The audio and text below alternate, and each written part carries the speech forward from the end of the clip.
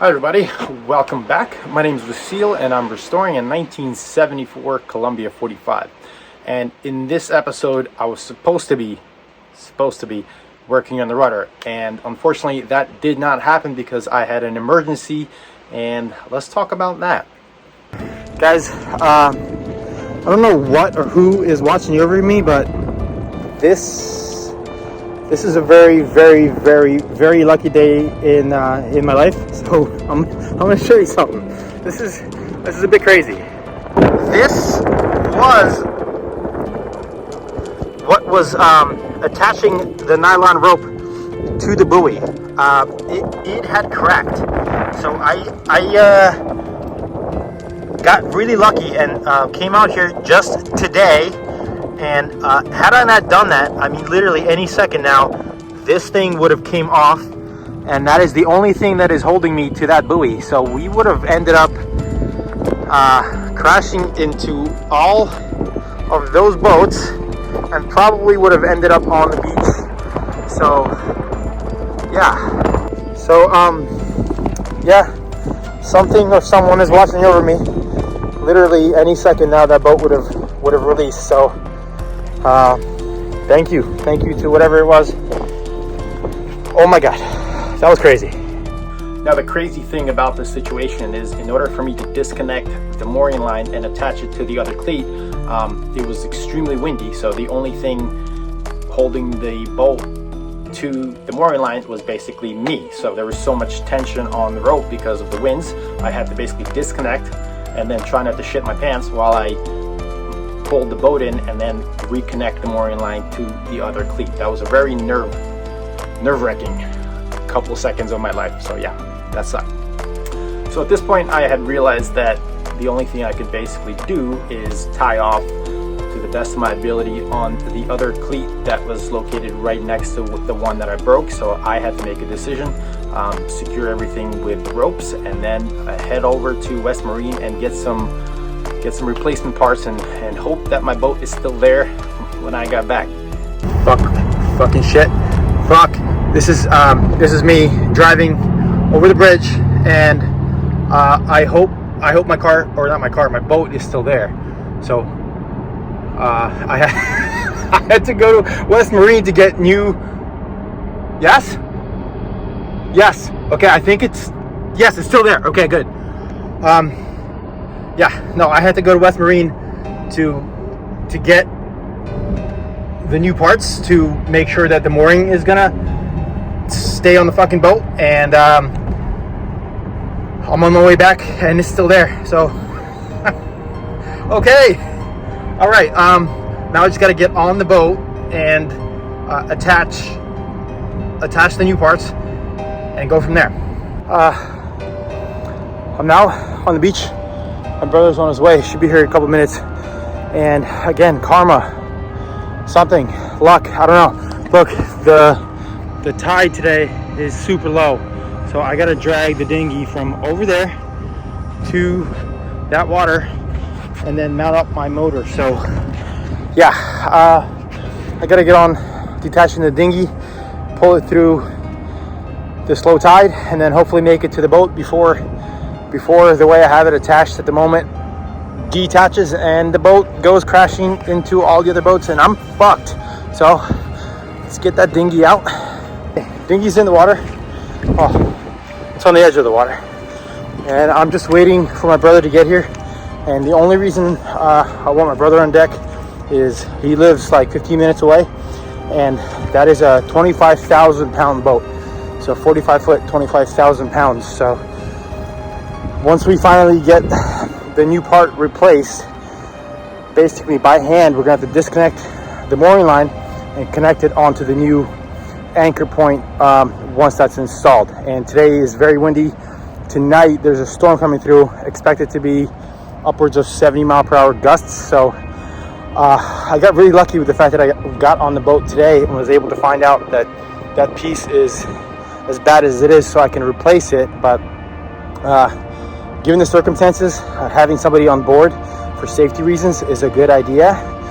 I don't want to mess around with a 25,000 pound boat by myself, because if something goes wrong, that's bad. And I've learned from my previous mistakes that just be prepared. If there's a chance that something might go wrong, take some extra caution. And in this case, I call my brother. He's gonna come down and play Overwatch and jump in if anything needs to be saved, if my ass needs to be saved. I guess. So let's just wait it out until he gets here and then head to the boat. Okay, step one, got my rocket light strapped to the deck so brother can see something. Ow, I just slipped. And then he's got to hold the drill to disconnect the previous portion. I got to go below deck and hold the bolts. So let's do that. Which one? Wait, hold on.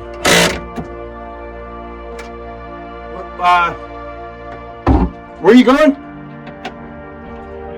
Which one? Which side? Port aft. Port aft. What do you want? I am on port side rear, so port side stern.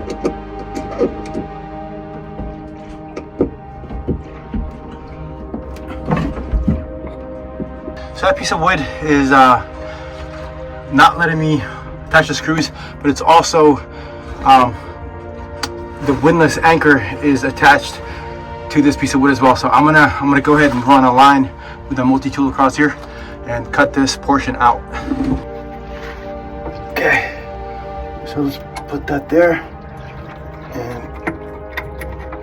and tighten this. Okay, so that portion is on. I just gotta tighten it, and the screws are not long enough, but that will have to do. Okay, so I tighten those bolts down. There they are. There are now 2 instead of 4 bolts. I put a lot of torque in them, so that should be more than enough to hold this boat. I'm gonna attach the same thing on the other side and actually do a double mooring for this storm overnight, because 70-mile-per-hour wind gusts are crazy. So we're gonna do a second line just to be safe. Just to show you guys, oh, my light just fell.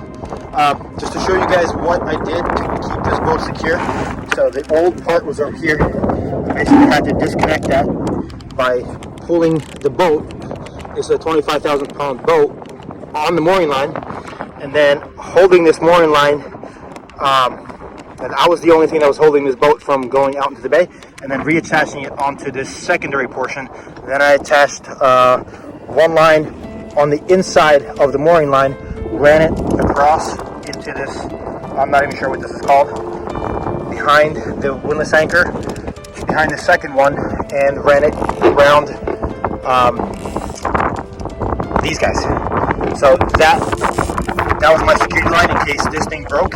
And then my secondary security line was the same thing. I ran another rope around this and then ran it around the anchor. So if either one of these lines broke, at least I have double security where that line is attached to the anchor and then knotted off. And then for extra security, I took another piece of rope and basically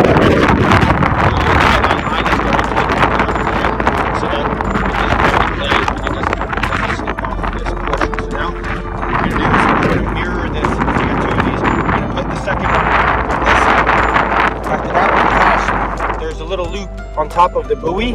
We're going to attach a second line to that loop, attach that mooring to here, then release all of the security ropes, then release the primary mooring line, and then attach primary mooring line over here. So I'm going to have this thing double moored overnight for this crazy storm. I don't know if you guys can hear that creaking, but that is making me very nervous, that creaking of the nylon rope.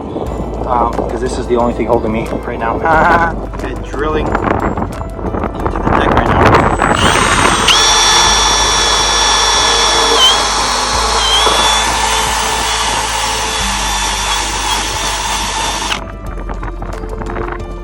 I want to avoid hitting that rope. So I'm gonna put the camera down. There's another piece of wood on this side for these screws as well. So now that they're loose, not loose, they're open, I gotta attach the screws, then attach secondary mooring line to the top of that ball. Rough seas today, so I'll show you what we have hooked up up front. There's my brother freaking towing the boat in. So both sides are now hooked up.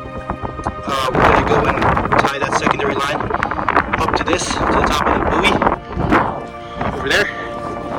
And yeah, your secondary line. So it's not in good shape, but two lines that are pieces of shit are better than one line that's a piece of shit. So let's go attach this one. Okay guys, we're double moored. Two ropes connected. This is actually not advisable for a long period of time. By technically speaking, not advisable, I mean it's not advisable, but for short-term solutions like this where the winds are going to be so heavy, you want two mooring lines. The likelihood of them tangling up is very high, but I'd rather have tangled mooring lines than a loose boat. Also, what I've done is on the secondary mooring, I basically crept around the line using the snot, and then used the remainder of that rope to crimp the primary line, and then they're both braided at the bottom, so this knot will not let go. So we are safe, and yeah, what was supposed to be a runner episode has turned into another fuck me episode. So guys, thanks for watching.